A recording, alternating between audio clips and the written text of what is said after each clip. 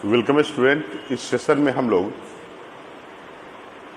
एक काफ़ी महत्वपूर्ण टॉपिक्स जिसका नाम है कास्ट स्थलाकृति, इसकी चर्चा करेंगे, क्योंकि हमने पिछले क्लास में नदी के द्वारा निर्मित स्थलाकृतियों के बारे में एक्सप्लेन किया था।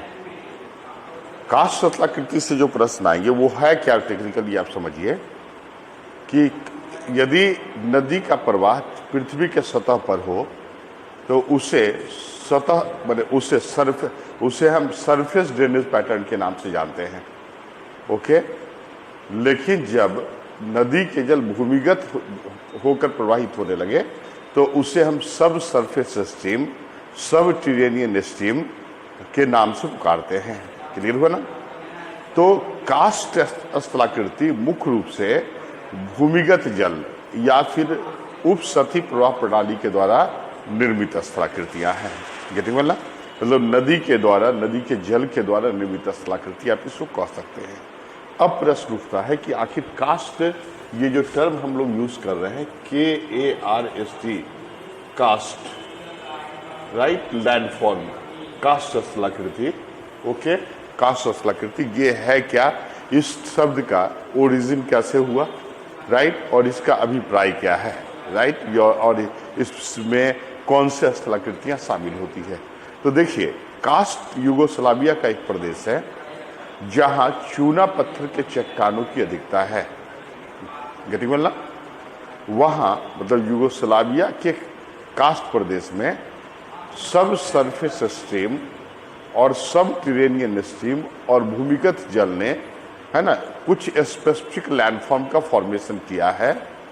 उस प्रकार के स्थलाकृति की उत्पत्ति चूना पत्थर के क्षेत्र के चट्टानों में ही देखने को मिलता है।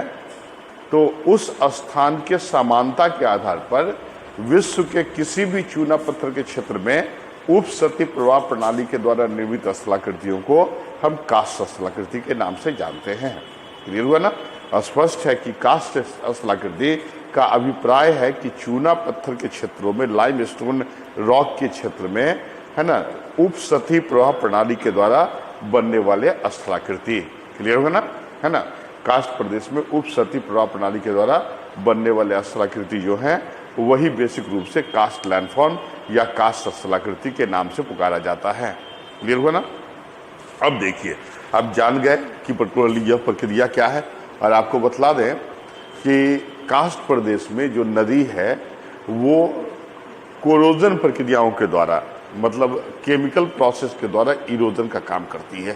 प्रक्रिया ना, उस प्रक्रिया को हम कोरोजन के नाम से पुकारते हैं। ओके, तो कास्ट स्थलाकृति कहाँ बनेगा ये स्पष्ट हो गया, या किस प्रकार के रॉक फॉर्मेशन से संबंधित है आप समझ चुके कि कास्ट स्थलाकृति जो है वो चूना पत्थर के क्षेत्रों में बनने वाले नदी के द्वारा निर्मित स्थलाकृतियां है। गेटिंग वाला? अब देखिए कि आखिर इस प्रकार की स्थलाकृति मतलब ये सामान्य नहीं है। जैसे मान लीजिए कि हमने सतहवाही प्रणाली के द्वारा जो जलप्रपात, है ना, गॉर्ज कैनियन, वाटरफॉल, एलुवियल कोन, एलुवियल फैन, इस तरह की स्थलाकृतियों की चर्चा की, तो इस तरह के स्थलाकृति बेसिकली चूना पत्थर के क्षेत्रों में भूमिगत जल स्तर के द्वारा निर्माण नहीं किए जाते।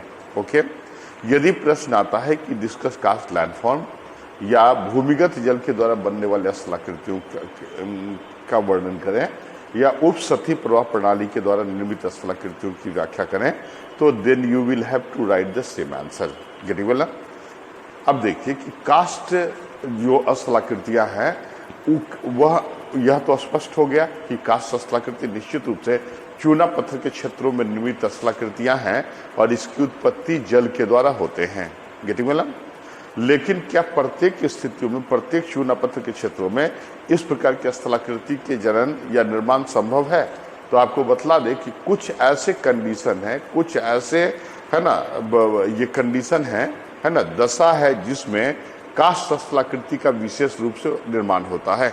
राइट, वो कंडीशन क्या है ये आप समझे कि फॉलोइंग आर द कंडीशन। देखिए, फर्स्ट कंडीशन है कास्ट स्थलाकृति के निर्माण के लिए, जो प्रथम पर्टिकुलरली कंडीशन है, इसको समझें कि जैसे चट्टान दो तरह के होते हैं, चाहे वो कास्ट भी हो, एक को बोलते हैं पोरस और दूसरे को बोलते हैं नॉन पोरस। राइट, एक को बोलते हैं रंध्रयुक्त और दूसरे को बोलते हैं रंध्रहीन। सामान्य रूप से आप समझे कि जो चट्टान बड़े आकार के कणों के द्वारा निर्मित होगा वह रंध्रयुक्त चट्टान होगा, और जो चट्टान छोटे आकार के कणों के द्वारा निर्मित होगा वह रंध्रहीन चट्टान होगा।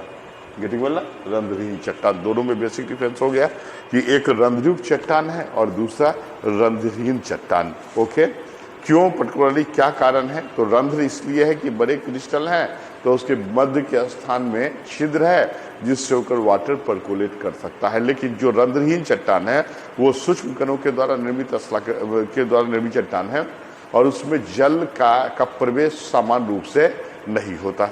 गेटिंग बोला। तो लाइमस्टोन भी दोनों तरह के होते हैं, हो सकते हैं, रंध्रयुक्त भी हो सकते हैं, रंध्रहीन भी हो सकते हैं।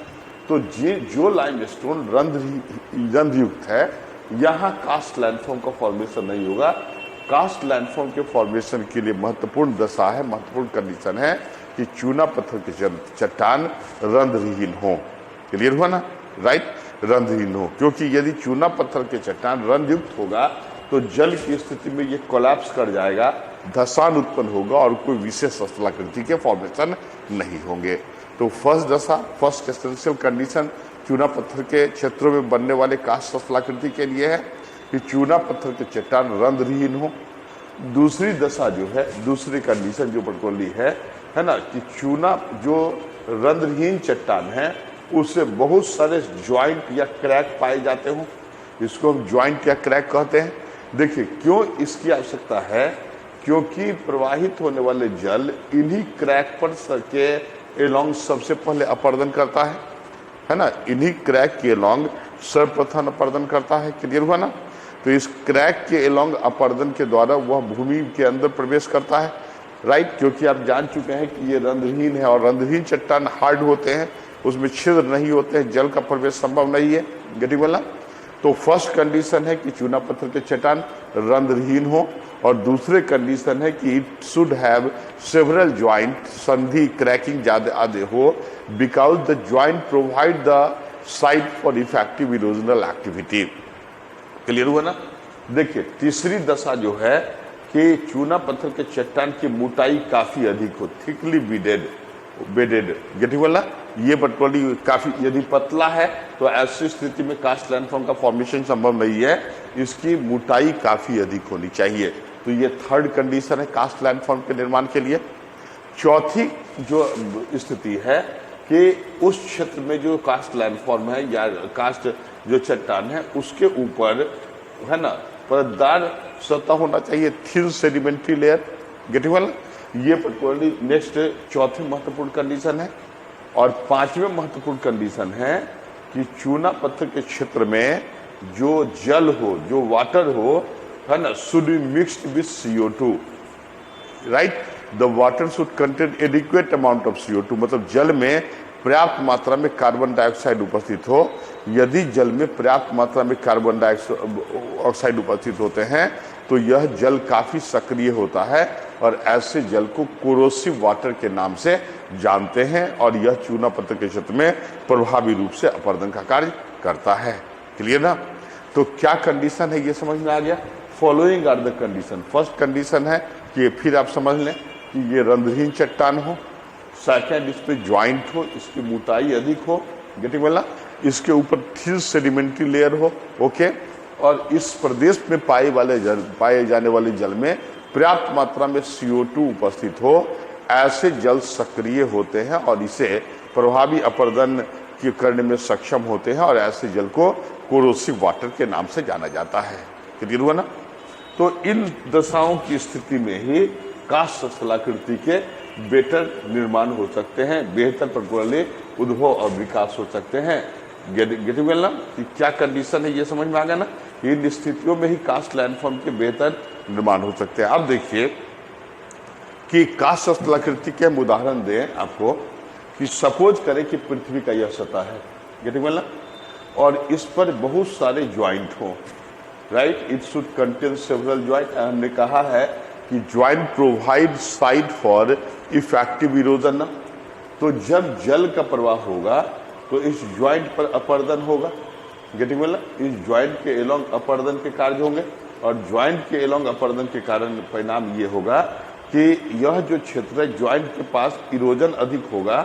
तो ऐसी स्थिति में कालांतर में यह क्षेत्र इस तरह के ऊबड़ खाबड़ स्थलाकृति में परिणत हो जाएगा, जिस पर पैदल या खाली पैर चलने में कठिनाई होगी। ऐसे स्थलाकृति को हम लैपिस के नाम से पुकारते हैं। LAPIES, Lapis. लैपिस हिंदी या इंग्लिश में आप यू लिख सकते हैं। समझ में आ गया ना? मतलब बहुत सारे ज्वाइंट पर क्रमिक अपरदन के कारण कोई भी क्षेत्र यदि ऊबड़ खाबड़ स्थलाकृति में परिणत हो जाता है तो ऐसे स्थलाकृति को, है ना, लैपिस के नाम से जाने जाते हैं। और लैपिस के ऊपरी भाग, है ना, पिनाकल कहलाते हैं, है ना, पिनाकल राइट। और निचले भाग जो हैं क्लिफ्ट कहलाते हैं। क्लिफ्ट एकदम क्लियर हुआ ना? डिप्रेस्ड पार्ट क्लिफ्ट है, अपलिफ्टेड भाग क्या है? पिनाकल। ये पिनाकल वाले भाग हैं। एकदम क्लियर हुआ ना? राइट। तो लैपिस की उत्पत्ति कैसे होती है आपने समझा। और आपको बतला दी कि जब भी अपरदन होगा तो निकटवर्ती क्षेत्रों में निक्षेपन जरूर होगा। सपोज कीजिए कि इस क्षेत्र में यहाँ पर निक्षेपन हुए हैं, इस निक्षेपन को चूना पत्थर के क्षेत्र में पृथ्वी के सतह पर होने वाले निक्षेपन को टेरा रोसा के नाम से पुकारते हैं। टेरा रोसा। क्लियर ना? तो लैपिस क्या है, पिनाकल क्या है, क्लिफ्ट क्या है, you got clear cut vision. Getting well ना? अब देखिए, यह तो बात हुई पिनाकल की। क्या स्वरूप होगा? ऊबड़ खाबड़ क्षेत्र होगा जिस पर पैदल चलना में कठिनाई होगी। उभरे हुए भाग जो पैर में गड़ सकता है इसको पिनाकल, और डिप्रेस्ड भाग को हम लोग क्या बोलते हैं? क्लिफ्ट के नाम से जानते हैं। ओके। फिर अगेन यू सी कि यदि चूना पत्थर के क्षेत्र में कोई बहुत बड़ा ज्वाइंट उपस्थित है, ओके, यही ज्वाइंट है, यहाँ बार बार, है ना, नदी के द्वारा, जल के द्वारा अपरदन हो रहे हैं, तो कालांतर में इस अपरदन के परिणाम स्वरूप, है ना, यह क्षेत्र, इस क्षेत्र में एक ऐसे, है ना, गड्ढे का फॉर्मेशन होगा, होल का फॉर्मेशन होगा, राइट। एक ऐसे गड्ढे का फॉर्मेशन होगा जिससे होकर जल का प्रवाह भूमिगत होने लगे। क्लियर हुआ ना?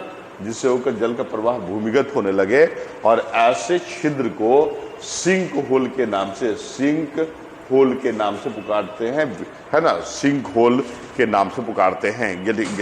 स्पष्ट हो गया ना? राइट। अब देखिए कि सिंक होल के स्वरूप चाहे तो सिलेंड्रिकल हो सकते हैं या फनेल शेप्ड हो सकते हैं। Either it can be cylindrical in feature और it can be funnel shaped. Okay. और यदि किसी क्षेत्र में बहुत सारे, है ना, और यदि किसी क्षेत्र में बहुत सारे,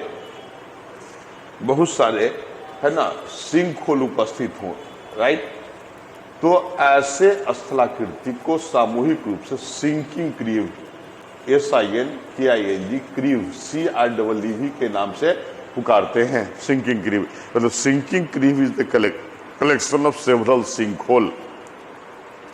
क्या है ये समझ में आ गया ना? कि पहले क्या बना? तो लैपिस बना। लैपिस के उत्थित भाग को हम लोग क्या बोलते हैं? पिनाकल। सब डिप्रेस्ड भाग को क्लिफ्ट के नाम से जानते हैं। और इस क्षेत्र में जो निक्षेपन होगा इसके लिए हम लोग टेरा रोसा शब्द का प्रयोग करते हैं। पुनः आप देखिए कि यदि कोई ज्वाइंट है और ज्वाइंट के अलोंग कंटिन्यूअस इरोजन हुआ और एक ऐसे छिद्र का जनन हुआ जिससे होकर जल भूमिगत होने लगे, तो ऐसे छिद्र को हम सिंक होल के नाम से जानते हैं। और यदि किसी क्षेत्र में बहुत सारे सिंक होल, है ना, लगातार सतत रूप से पाए जाते हों तो उसे सामूहिक रूप से सिंकिंग क्रीव के नाम से पुकारा जाता है। गेटिंग वेल ना? अब देखिए कि इस सिंक, जैसे एक सिंक होल, दूसरा सिंक होल, तीसरा सिंक होल, चौथा सिंक होल, गेटिंग वेल ना? तो यदि किसी क्षेत्र में बहुत सारे सिंक होल हों, ओके, तो ऐसे स्थलाकृति को हमने कहा कि इसको हम क्या पुकारेंगे? सिंकिंग क्रीव के नाम से पुकारेंगे। यहाँ देखिए ये सभी सिंक होल हैं। गेटिंग वेल ना? सपोज बटवाली इस तरह के सिंक होल हैं। ओके। तो देखिए एक सिंक होल दूसरे सिंक होल से एक सर्वाइव जैसे इंटरवेनिंग वॉल के द्वारा, दीवार के द्वारा अलग है। कालांतर में जब एक सर्वाइव की इरोजन होंगे तो ऐसी स्थिति में इस क्षेत्र में इस तरह के डिप्रेशन या बेसिन नुमा स्थलाकृति का फॉर्मेशन होगा। गेटिंग वेल ना? इसको डोलाइन या डोलिना, DOLINE और DOLINAS, डोलाइन या डोलिनाज के नाम से पुकारते हैं। डोलाइन या डोलिनाज क्या है, समझ में आ गया ना, कि कई सिंखोल के मिलने से निर्मित बेसिनुमा स्थलाकृति डोलाइन या डोलिनाज के नाम से पुकारा जाता है। गेटिंग वेल ना। और आपको बतला दें कि यदि किसी क्षेत्र में बहुत सारे डोलाइन है, जैसे एक ये डिप्रेशन यहाँ है, दूसरे डोलाइन यहाँ पर है, गेटिंग वेल ना, और ये एक्स वाल इसको सेपरेट कर रहा है, तो ये कालांतर में जब ये पर्टिकुलर दो डोलाइन को अलग करने वाले जो रॉक है वो अपर्दित हो जाएगा, तो अपेक्षाकृत बड़े गड्ढे का फॉर्मेशन होगा, बेसिनुमा स्थलाकृति का फॉर्मेशन होगा। इसको युवाला के नाम से, UVAL युवाला के नाम से पुकारते हैं। राइट, देखिए एक्चुअली डोलाइंस या डोलिनाज भी बेसिनुमा स्थलाकृति है, युवाला भी बेसिनुमा स्थलाकृति है, लेकिन अंतर है कि डोलाइन के आकार छोटे हैं जबकि युवाला के आकार वृहद हैं। गेटिंग वेल ना। और आप यह समझ लें कि यदि किसी नदी के मार्ग में, है ना, युवाला का फॉर्मेशन होगा, तो पहले सपोज कीजिए कि नदी ऐसे प्रवाहित होती थी और धीरे धीरे पर्टिकुलरली युवाला का फॉर्मेशन सिंक होल बना,